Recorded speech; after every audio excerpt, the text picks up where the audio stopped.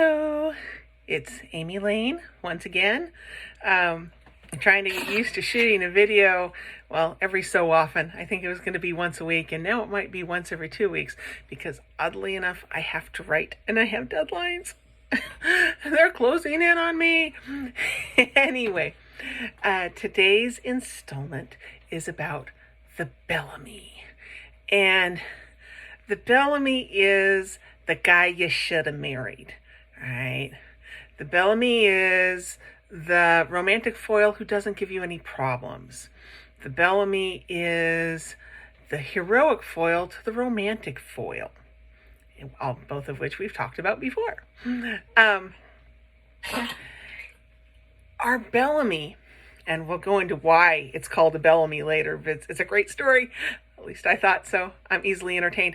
The Bellamy is the guy or the girl who doesn't get the guy or the girl. And not every romance has a Bellamy. Not every romance has a platonic bestie who is of age and of interest group, who should be perfect for one of our heroes, but who they never click that way. Or if they did try to click that way, it was just ew. Like drinking caffeine-free Diet Coke or kissing your sister. It's icky and it doesn't do anything for you. That's our Bellamy. Seems perfect. Caffeine-free Diet Coke seems like it should be a good idea. It's actually like injecting battery acid into your veins, but it seems perfect. A Bellamy agrees on the intended partner on everything. Yes, dear, you're right, dear. We have so much fun together, dear. And that's our problem. This is why the Bellamy is the Bellamy. A really great romantic couple has to have two different things. Stuff they agree on and stuff they don't agree on. Because when we fight, when we don't agree, when we reform our opinions, when we become the bigger person to apologize, when we stick to our guns but respect another person's position, these are the things that make us grow. And that's one of the things we're looking for in our romantic foil. In a way, a good romantic foil is also a good heroic foil, in that we can grow and learn and evolve from the person that we're going to stick ourselves with for life. A Bellamy only has the first part of that equation. Bellamy only has the stuff that the two people agree on. And that gets really boring. A Bellamy would only give us a static relationship. Now, I am I'm a huge fan of the J.D. Robb In Death series. And Nora Roberts / J.D. Robb has written like over 50 books. And yeah, some are better than others, but they're all pretty good. All pretty smashing entertainment. I'm impressed. And the impressive thing is that Eve and Rourke remain a couple, an interesting, sparkling couple for, what are we on, 52 books? Wow! Okay, that's some solid characterization. Champagne kisses to Nora Roberts right there. And B, that is what we want in a romantic foil. We want someone who will continue to make us better. Let's face it, if you're going to age with someone, there's got to be some perks besides the saggy skin and the extra pounds. And part of that has got to be that the two of you become better as you progress. And that is where Bellamy's come in. Bellamy's are no fun at all. So how do you know if a romantic foil is actually a Bellamy? First of all, there is zero chemistry, zero fun, sir, between the Bellamy and the lead. 2, you are more interested in another character than you are in the Bellamy. Okay, if the swaggering asshole walks in and you think, oh, hey, he's fun, this other character should go fight with him, right? that's a pretty clear indication that the character on the page that is supposed to be the romantic hero needs a little beefing up, needs a little interest, a little perk. Your characters have nothing better to do than gaze into each other's eyes and sigh deeply. Banter, discussion, and it doesn't have to be fighting, and there doesn't have to be champagne thrown into the face or slap, or, please don't have characters abuse each other.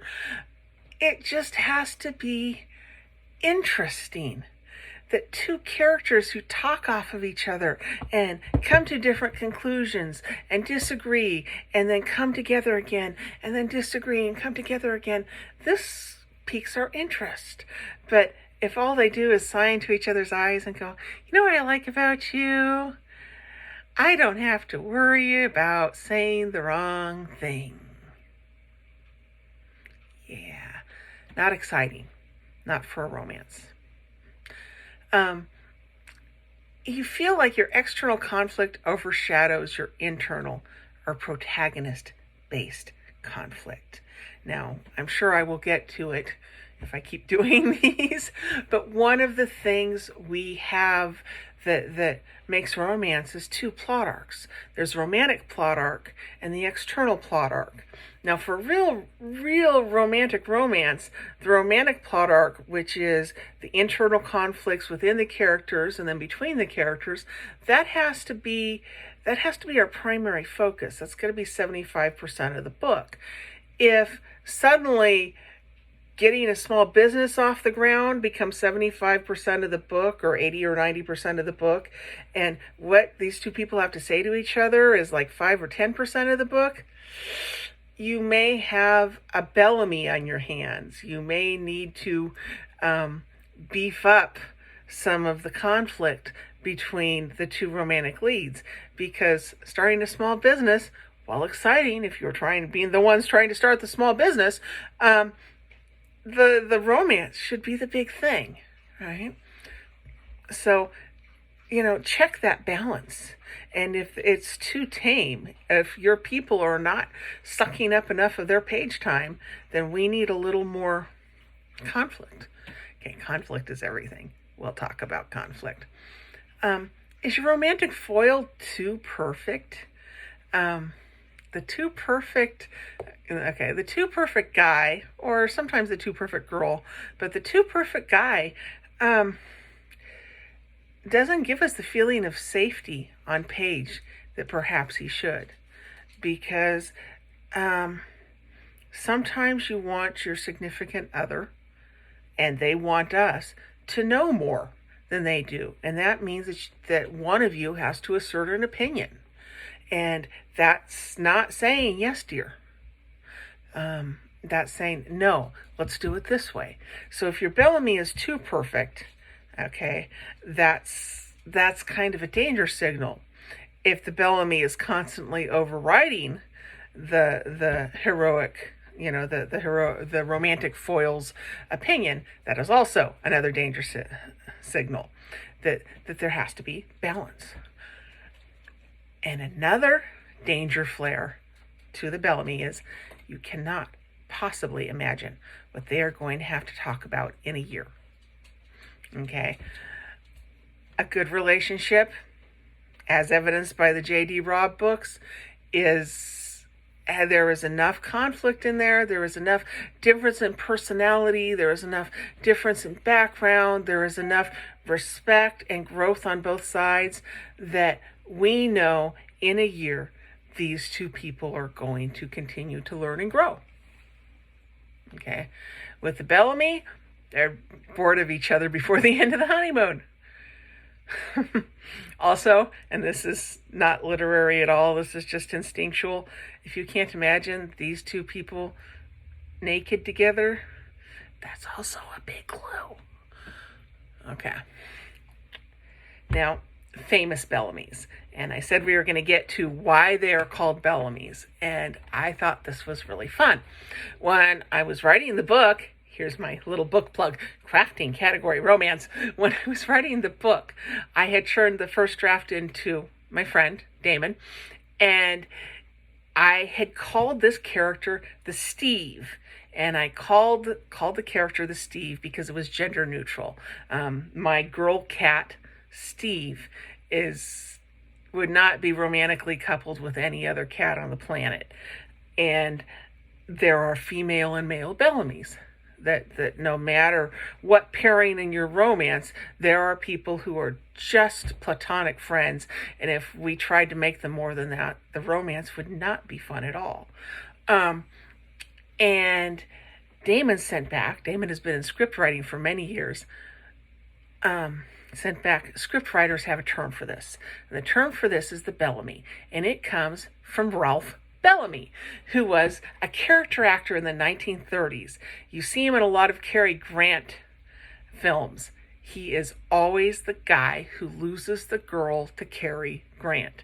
And he was apparently this role in something like 30 movies, 40 movies, and an ungodly number of movies. Ralph Bellamy was the guy who didn't get the girl. And His Girl Friday is perhaps the best example. Ralph Bellamy is the guy that Hildegard, she's like, oh, he's great, I love him, yes. And then she calls up and says, I'll meet you, let's push back our honeymoon, let's push back our wedding a day, 2 hours. I'll meet you at the train station, I'll meet you. And the whole time she is sacrificing this time to be with Ralph Bellamy in order to do a story with Cary Grant, because the fact is she loves Cary Grant, and we can see it in her devotion to everything he convinces her to do. And we know Ralph Bellamy is going to get, seed. See ya.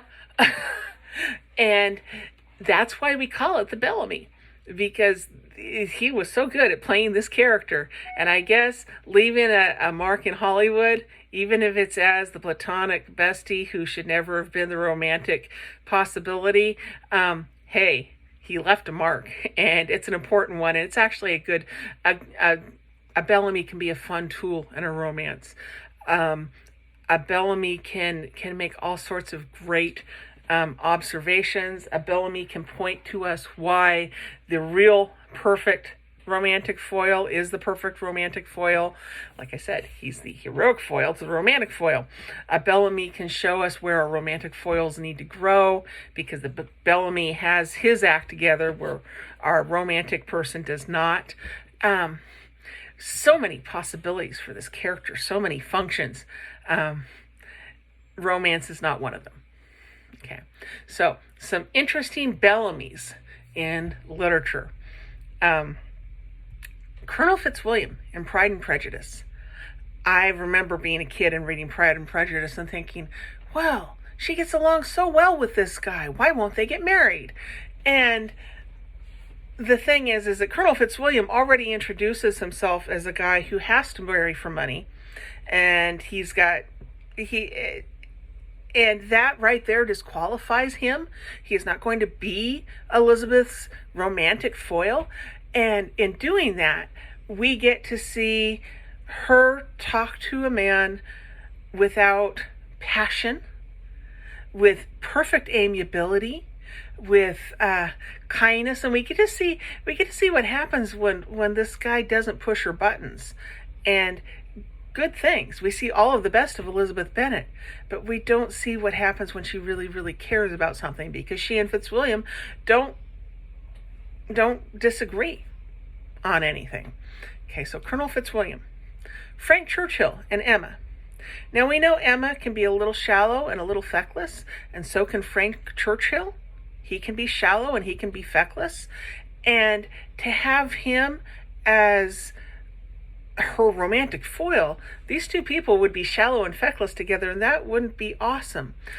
So when Mr. Knightley when Mr. Knightley comes in, we see what Emma can be, how much better she can become with someone who challenges her to rise above what she thinks is her rightful place in their little community. So Frank Churchill and Emma makes a very nice, fun friend, someone to banter with at parties, but not a romantic lead. St. John Rivers and Jane Eyre. Hated this guy.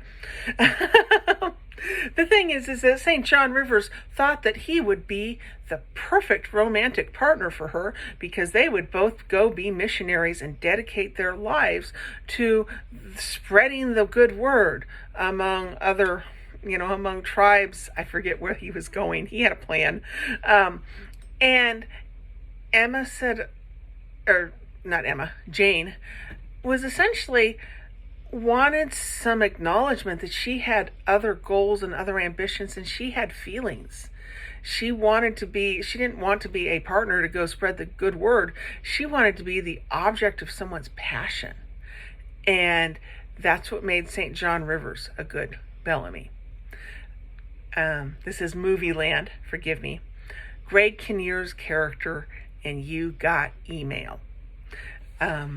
Greg Kinnear and I wish I could remember his name. Greg Kinnear and Meg Ryan had the world's most civil breakup scene. She says, "I didn't vote in the last election." He goes, "I forgive you." And she was like, "This isn't working." And they were both incredibly liberal together, but they didn't make each other better people. They didn't challenge each other. And that lack of chemistry, even when we see them at the very beginning, we're like, this isn't the guy for her. That's a Bellamy. And as I recall, Tom Hanks had Parker Posey as his Bellamy in that movie. And the breakups of the Bellamys, these guys had to lose the person who was not right for them in order to see the person who was. Okay, so that is your non-romantic romantic foil, or your heroic foil to your romantic foil, or just basically the person who does not get the main protagonist. But they, for those of us who write series, Bellamys have one more name. We call them sequel bait, because somewhere out there is somebody who will challenge this perfectly nice character who deserves love too. Okay, that's it.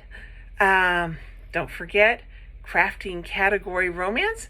It's available now. You can get it at your brick and mortar bookstores, and you can get it online. And Amy Lane signing out.